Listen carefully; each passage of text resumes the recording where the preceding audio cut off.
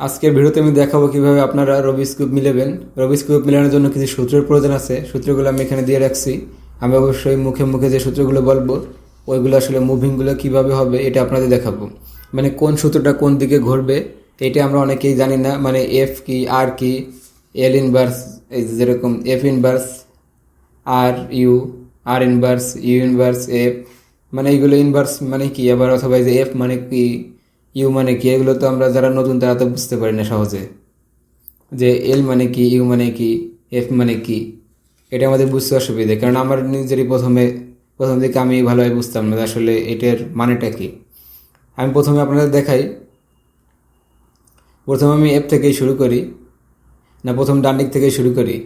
F inverse মানে এল in এল আর, আর আছে right সাইডের, রাইটের আর সংক্ষেপে আর বলা হয় রাইটকে।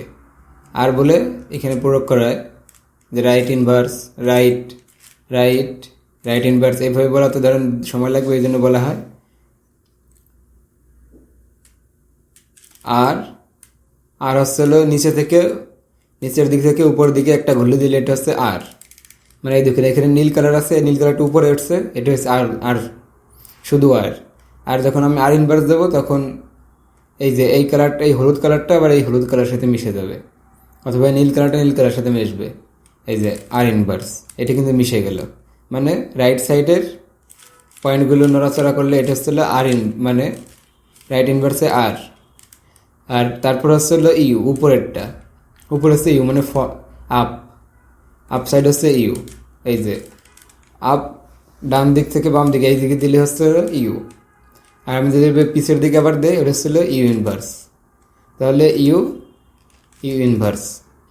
এটার পর আসছে এফ, ফন্ট মানে ফ্রন্ট সাইডের এফ।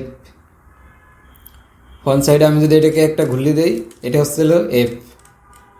আর এটাকে যদি আবার পিছে নিয়ে যাই F inverse, F F inverse.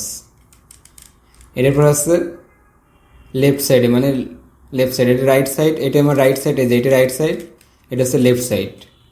তাহলে এটা হচ্ছে এল, এল আসছে এল ইনভার্স, আর এটা হচ্ছে এল, এদিকে নেওয়া হচ্ছিল এল, উপর থেকে নিচের দিকে নেওয়া হচ্ছে এল। এই যে উপর থেকে নিচের দিকে নিলাম, এটা হচ্ছে এল।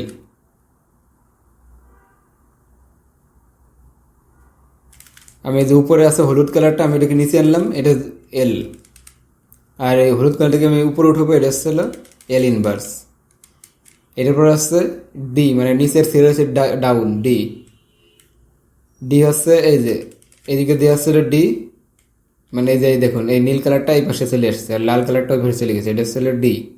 আর ডি ইনভার্স করলে উল্টো দিকে দিতে হবে। এই যে ডি ইনভার্স মানে নিচের লাইনটাকে, নিচেরটাকে ঘুরিলাম, যেভাবে ধরেন এইভাবে যদি ধরেন তা তো একই।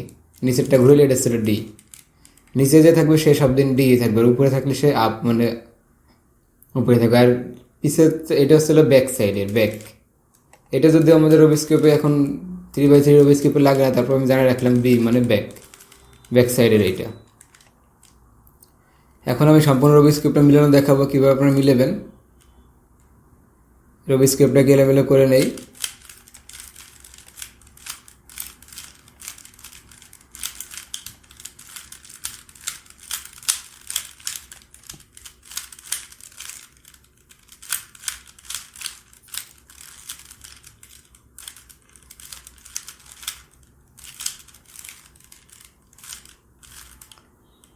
আমাদের রবিস্কোপ এলোমেলো করা শেষ। এখন আমি দেখাবো কীভাবে আপনার রবিস্কোপটা মিলাবেন। সম্পূর্ণ ভিডিও দেখতে থাকুন।